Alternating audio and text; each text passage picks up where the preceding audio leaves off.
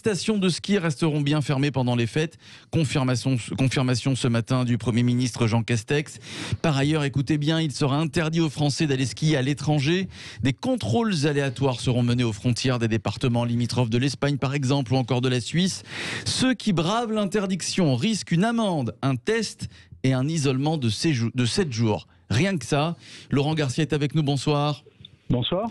Bonsoir à vous, Laurent Garcia. Vous êtes directeur de la station de ski Peyragudes, c'est dans les Hautes-Pyrénées. Et la Haute-Garonne. Et la Haute-Garonne, bien sûr, bravo, bien sûr. Les Agudes, les Hautes-Pyrénées, Pays Ressources. Bienvenue dans les vraies voies, Laurent Garcia. Alors, la question que je vous pose, Laurent Garcia, c'est pas un peu une atteinte à nos libertés de nous interdire de skier en Espagne, en Suisse, pendant ces fêtes, Laurent? Si, d'autant plus qu'on est dans un espace européen, espace Schengen, et on se demande d'un seul coup ce que vient faire la décision sanitaire qui l'emporte sur le pouvoir communautaire. Donc c'est vrai qu'on se marche sur la tête. Mais bon, j'entends bien Laurent Garcia, mais quand même, vous êtes quand même assez satisfait que Macron interdise entre guillemets aux Français d'aller skier à l'étranger. Ce sont ces Français-là qui vont venir tôt ou tard skier chez vous quand ce sera rouvert. Oui, je pense qu'aussi le ski. Là pour le coup, c'est cohérent. C'est cohérent par rapport au message sanitaire de la France qui se dit qu'un blessé du ski peut engorger des hôpitaux français. Donc s'il se blesse en Espagne en tant que Français, il va venir dans un hôpital français. Ou s'il côtoie d'autres personnes sur des structures espagnoles, il reviendra en France. Donc effectivement, c'est cohérent par rapport au message sanitaire. Maintenant, nous aurions préféré, quitte à être cohérent, qu'il y ait une coordination européenne qui se fasse avec des pays leaders du ski, à savoir l'Autriche, la Suisse, qui n'est pas européen, l'Espagne, l'Andorre, mais pas une coordination avec l'Allemagne, dont la Bavière ne représente rien en matière de ski au niveau européen. Donc il fallait regarder du bon côté de l'Europe et pas du côté des plus petits. Alors, beaucoup de Français choqués par cette interdiction de ski à l'étranger. Tiens, ça vous choque, ça, Philippe Bilger? Vous avez vu l'amende, une amende, un test et un isolement de 7 jours.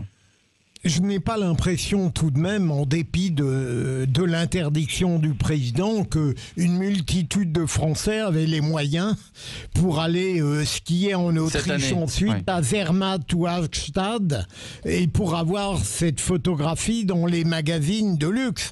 Non, moi je me demande si cette interdiction, ce conseil de ne pas y aller, c'était uniquement pour ne pas désavantager les stations françaises qui sont un peu confrontés au hiatus d'avoir du ski de fond, et les remontes-pentes, ils n'y ont pas droit, quoi. Je veux dire, c'est pas pour ajouter une aberration à une autre. Françoise Degois. Mais c'est surtout, l'Europe est coincée dans les congères. C'est l'échec. Non, mais c'est totalement l'échec vraiment il y a un Schengen du ski. C'est pas le bâton. Il y a un Schengen du ski là. Il y a un vrai sujet sur le ski. Moi, je comprends très bien le point de vue de l'exécutif. C'est de la concurrence déloyale, ça s'appelle, tout simplement. Et c'est normal quand on a des domaines skiables aussi magnifiques. Bon, moi, je suis une Haute-Pyrénéenne, donc je préfère skier dans les Pyrénées que dans les Alpes. Mais bon, les Alpes, c'est magnifique aussi. Voilà. Je comprends très bien que on donne cette interdiction et qu'on dise soyez un peu entre guillemets patriotes, en fait. Soyez un peu voilà. Après des amendes dissuasives, etc. Là, j'ai été un peu scotché.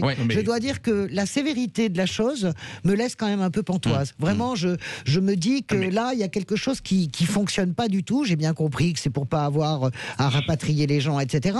Mais c'est trop, en réalité. Et plus largement, j'entends, je lis, j'écoute beaucoup de gens aujourd'hui disant oui, mais il y a que 8% de gens qui vont au ski, 14%, c'est quand même beaucoup. 8 ou 14, c'est un problème de bobo. Pas du tout. Allez dans ma vallée, tiens, d'Argelès, de Cotterêts, de Luz. Il y a des gens qui vivent ça 6 mois par an à Peyragudes. Mon cher Laurent, à Peyragudes, l'économie, tous mes copains d'enfance, la moitié, ils sont guides de haute montagne, ou ils sont pisteurs ou moniteurs de ski, etc. Vous enlevez ça, et bien franchement, déjà ces vallées sont en train de crever parce que c'est de l'agriculture de montagne qui est absolument pas. Moi, je suis révolté. Laurent Garcia, quel est le manque à gagner pour vous? Quel est le manque à gagner de votre station fermée à Noël? À Noël, l'an dernier, à la fin des vacances de Noël, nous avions réalisé un chiffre d'affaires de 2 400 000 depuis l'ouverture de fin novembre. Le manque à gagner, c'est effectivement, nous réalisons bien qu'à 99% de recettes annuelles, on les fait sur 4 mois. Donc ça veut dire qu'il faut réussir mois par mois en 4 mois à compenser 12 mois de charges. Donc c'est phénoménal. Donc même si on prend en charge les salaires qui représentent à peu près 40% de notre activité, il restera pour Peyragudes à prendre en charge des charges incompressibles qui sont de l'ordre d'1 200 000 €. Et c'est pas impossible. Voilà. Non, mais pas des petites sommes. Ce qui est totalement délirant, je connais Peyragudes pour y avoir ski, il y a des pistes, c'est des boulevards. François, t'es d'accord? On laisse samedi dernier 46 000 personnes se mettre sur la place de la Bastille les unes à côté des autres et on va interdire aux gens d'aller skier sur des boulevards où ils peuvent se mettre à 15 mètres chacun. Mais c'est tellement grotesque. Non, moi je comprends, Philippe, je comprends le point de vue sanitaire, j'ai pas dit que je l'accepte, mais j'entends la logique, c'est pas tant les gens qui skient, c'est à 16h30 quand les remontées sont fermées, et ben vous savez très bien, on a tous fait du ski, on se retrouve tous dans l'appart, on boit un vin chaud, on se fait la raclette, et bam boum, et vas-y, par ici je t'embrouille. Donc il est là en fait le sujet. Mais c'est pas possible en fait. Philippe Bilger. Non, mais j'écoute. Ah bon, très bien. C'est vrai ce que dit Françoise.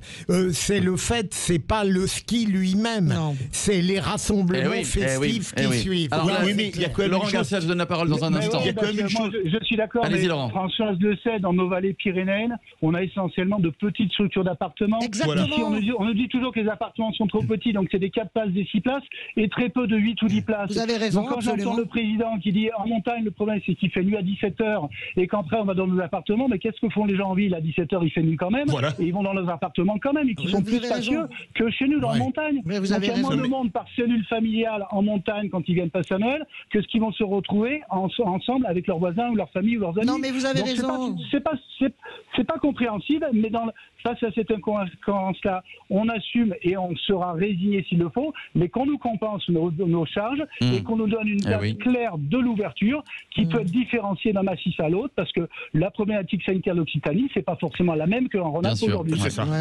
Philippe. Non, mais ce qui est d'absolument délirant, et là on y revient toujours, Emmanuel Macron et Jean Castex qui dit on va vous mettre en septaine pendant 7 jours si vous revenez.